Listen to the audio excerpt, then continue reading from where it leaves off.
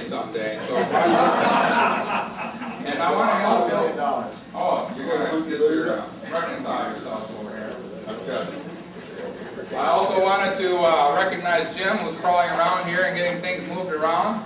He's helping us with some of our technical expertise. And there's several other gentlemen that are doing the same that are here as part of the Tea Party volunteers too. So we appreciate their work and their volunteering. All right, the second piece of the agenda. If I just flip this ahead, we're going to move things along here, is analyzing the federal debt. We're just going to take a few minutes and look at that, and then we're going to go to the video, and then you're on, okay?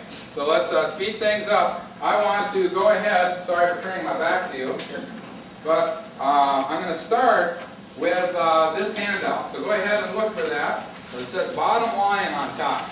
We're going to analyze, and the objective here is so that if you feel that this is something that's important, you will be equipped to go talk to your neighbor or your second cousin about this issue. At the last time that we presented this, somebody came up and said, you know, you really just need a one-page summary here so that we can talk to others in Rochester about this. So we came up with this one document that talks about the bottom line. Let me just look at this real quick. This is just rough information throughout this whole sheet. Yeah, raise your hand if you don't have one. We'll make sure that you get one. Don't be shy. All right. Some rough ideas of where we're at with the national debt. You've heard the number 12 trillion. And you can see the appropriate share there for you, and then what it is for your household. You see a lot of these numbers floating around. Let's get them organized. I've also heard the number 24 trillion. What's that about? Well, that's a rough idea, a good guess of where our debt will be 10 years from now. And then the appropriate amount to your share and to each household. Now, you've got this issue of what if we want to include future unfunded promises. This would be a situation where you want to include that car, if you want to put it on your household level. If you want to include that car that you just bought, you're driving it off the parking lot, you only have put a few miles on it, and you've only made one payment. But you've promised to make payments for another 3 or 4 or 5 years. You haven't used the car much, but you have promised to make payments. If you add that on top of the mortgage payment you already have for your house, then you will get a number that will include future unfunded promises. And that is the number that we've got right here for the federal government. If we include the unfunded promises, then we have a grand total of 56 trillion. So does that make sense? You hear that number a lot, that 56 trillion, all of a sudden you go, wait a minute, I thought there were something around 12 trillion. You're confusing me. So we try to get these organized so that you can go to your neighbor and talk about these. We've also had people say, well, explain to me what it looks like if we get to 24 trillion, or to 25 trillion, or to 30 trillion. What does that look like? And I think number 3 describes it by Senator Judd Gray. And you can go ahead and read that for yourself, but I just want to point to you, and I'm on number 3 right now, on the bottom line that says that we will be demanding so much of them, meaning our children, in the area of taxes that they will not have the money to send their kids to college, buy that home, or just live a good quality of life. So I'm going to explain this. I'm going to put this in my own words. Your kids,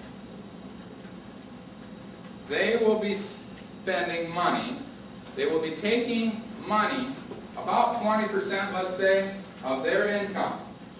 20% of their income, and rather than using that to pay for a principal and interest payment on their home, they will be using that 20% to make principal and interest payments for the federal government through the form of taxes.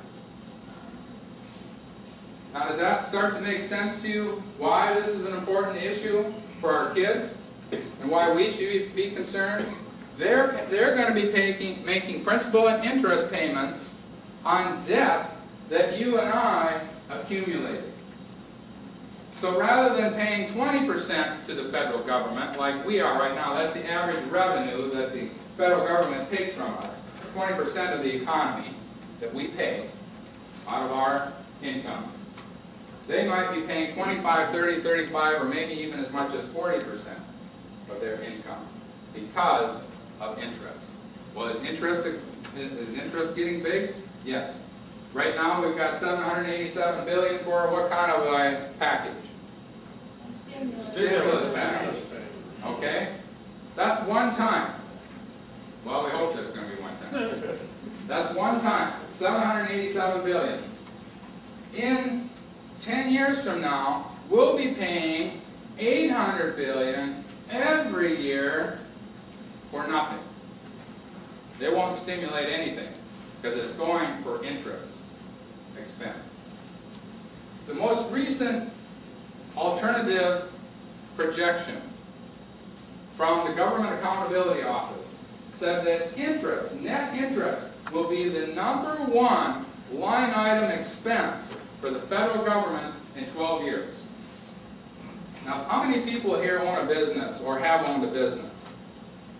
Imagine if your largest expense item was the interest, not principal and interest, just the interest. More than your employees, more than your products that you purchase to resell. Or if that was for your own home, for your budget, that the interest on your house was the largest line item for you. Interest is going to be a big deal, and that's going to be part of what starts to consume us.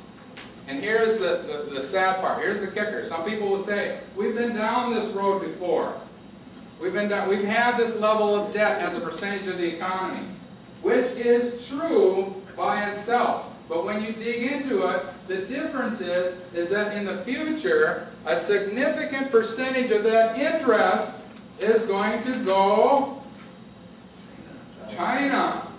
It's not to Japan, to Europe. It's not, this time around, it's not going to support our own economy. This time it's going to support somebody else's economy. We can talk more about that later. That's why you're here tonight. This is something that we need to take seriously as a threat to our nation. Okay? Let's look at, so that's something that, I don't know, Laura, if there's going to be some extras. Yeah, that's the handout you wanted to share. There are plenty of those in the back. All right. So that when you leave tonight, you can take some extras with it. You'll be equipped to talk to your neighbor about what we just talked about. Okay? Let me flip the page, and then I'll be done. And we're going to go to a movie. And I think Jim's working on that. All right. Let's talk about national. You say, well, I'm not here to talk to my neighbor and learn about that. I want to figure out how to get a limit on the amount of money that our federal government can borrow. I'm concerned about our federal government's credit card limit. That's why I'm here tonight. So let's talk about that just for a minute. Let's look at this page. This is a good historical summary. Okay? And what we're going to start doing is on your handouts, in your PowerPoint, there's some terms, such as gross domestic product, which is kind of like the amount of money that goes in and out of the nation's checkbook in a year. That's a real proof. But you can look up the macroeconomic term in your handout. All right? We're going to use the term GDP. All right? We're going to look at the debt as a percentage of GDP. And this is important because we've got to have some way that we can look at today's debt and compare it to the debt back during the Civil War and put it on an apples-to-apples comparison. We've got to do that to be fair to the situation. So we're going to do that by using something called debt as a percentage of GDP. So don't let that get you nervous.